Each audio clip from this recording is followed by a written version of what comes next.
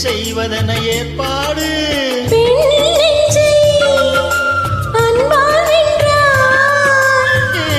ராணி அந்த இந்திரலோகத்தில் நான் கொண்டு தருவேன் நல்லொரு பூவீதம் அது போதும் தொடு தொடு எனவே வானவில் என்னை தூரத்தில் அழைக்கின்ற நீரம் விடு விடு எனவே வாலிப மனது விண்வெளி ஏறும்